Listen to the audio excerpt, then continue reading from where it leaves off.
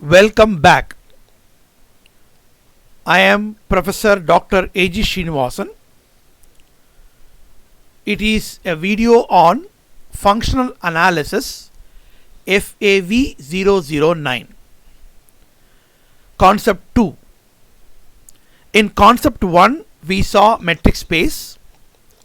Some examples of metric space 2. In concept 2 we introduce open sets, closed sets and neighborhoods. Before we do that, imagine a circle like this. Now this circle, the blue one is the boundary of the circle. What is inside in red color is the interior of this circle, and what is outside in the orange color is outside this boundary of the circle. So there are three parts: on the boundary, inside the boundary and above the boundary. When we discuss open sets, closed sets, neighborhoods in this chapter, imagine this circle in your mind with on the circle, inside the circle and above the circle. So let us begin. Let x is equal to xd be a metric space with a metric d. So xd is a metric space with a metric d. Take a point x0 belongs to x. Let r be a real number. We explain this with a fixed real number. Maybe later we can change different values of r.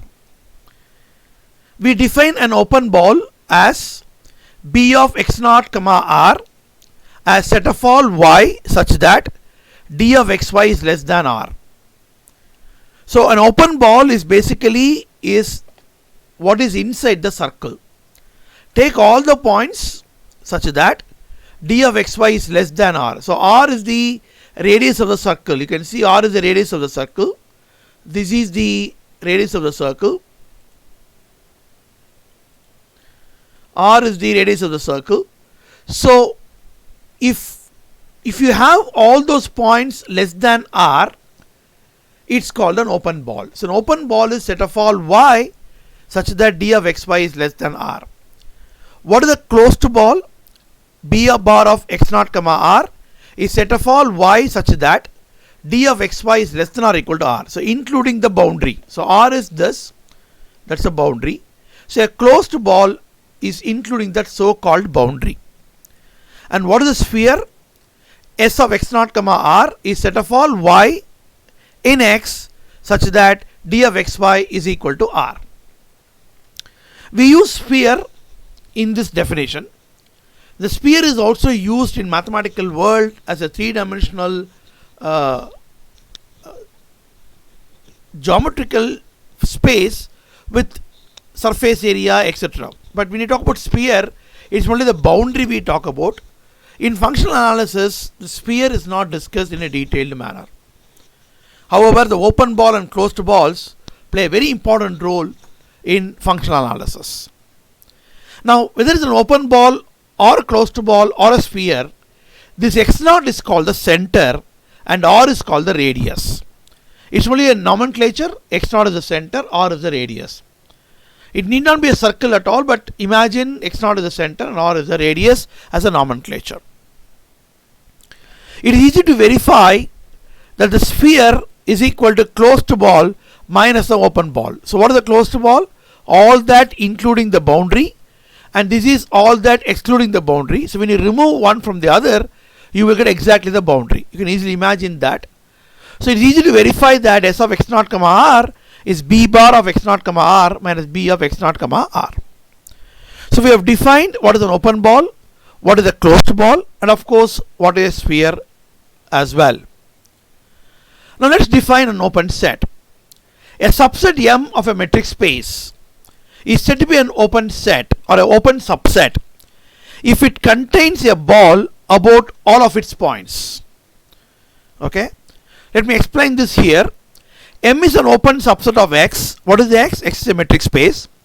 M is an open subset of X if first M must be a subset of X, and for each X in M, you take any element X in M, you can find an x naught and a r positive and an open ball B of x naught comma r such that x belongs to the open ball which is contained in M. This is called an open set. So open set is a subset of a metric space which contains an open ball for each x in M. This is a very important point.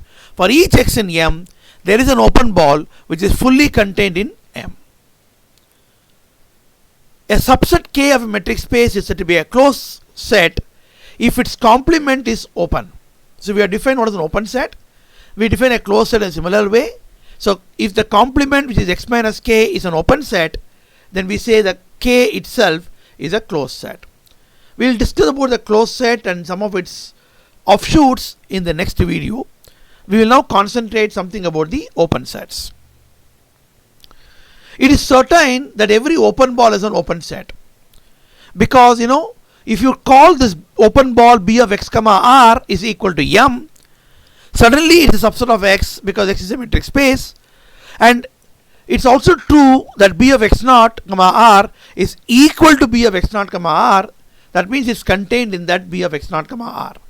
So it is practically easy to verify every open ball is an open set. However, an open set need not be an open ball in general, although it contains always an open ball. So every open ball is an open set, but an open set certainly contains an open ball, but set itself need not be a open ball. In the same way, every closed ball is a closed set, and every closed set contains at least a closed ball. That's what we try to explain here. Indeed, if you take, instead of less than r, if you take greater than r, it is still an open set. We will see later about greater than r is open set, etc. So keeping that in mind, just I got a note here. We'll explain a little later. Indeed, set of all x such that d of x naught comma x greater than r is also open. This will be proved little later. Now in the definition of open ball, what is r? R is a real number. It's a fixed real number. It can be anything. It can be 1, 2, 3, 1000, 10,000, crore. It doesn't matter, because after all r is a real number. But now if you take r to be like epsilon, what is epsilon? It is also a real number. It is a positive real number, but it is usually taken as very small, though it is not said. But usually epsilon denotes in functional analysis class is a very small quantity. The word very small is not user friendly because it varies from person to person. Okay, somebody say 0.0001 is small. Somebody else will say 0.0001 is small. So the word very small is not properly defined. So we assume that epsilon is very small. That's all. It's a English understanding.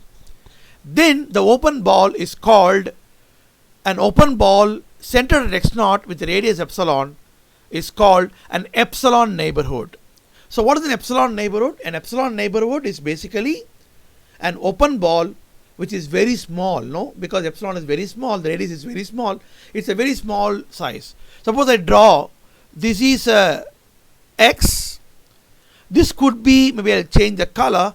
This could be an open ball, whereas this will be an neighborhood. It's a very small in size. So whenever the epsilon is very small, the open ball suddenly is becoming an epsilon neighborhood. Okay, that's an usual understanding that epsilon is very small. Finally, a subset M is said to be a neighborhood for x naught.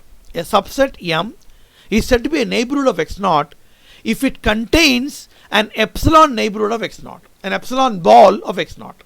That is, M is called a neighborhood of x naught if one can find an epsilon neighborhood B of x naught comma epsilon which contained in M.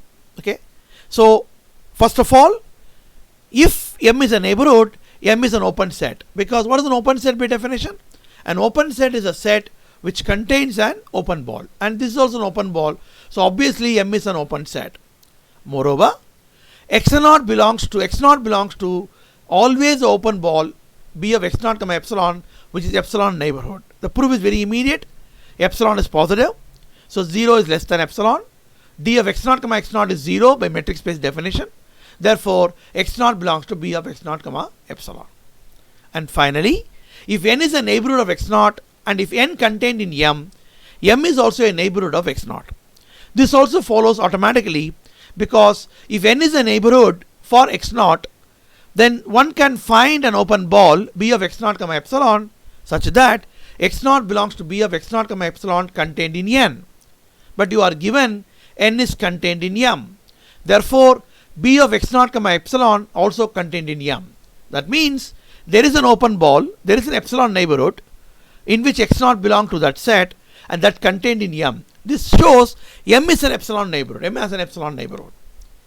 So in today's lecture, we saw what is an open ball, what is a closed ball, what is a sphere, and we also just had an observation that a sphere is equal to the difference between a closed ball and an open ball, and we define an open set, of course a closed set too, but we didn't explain too much about closed set. We'll discuss later about that.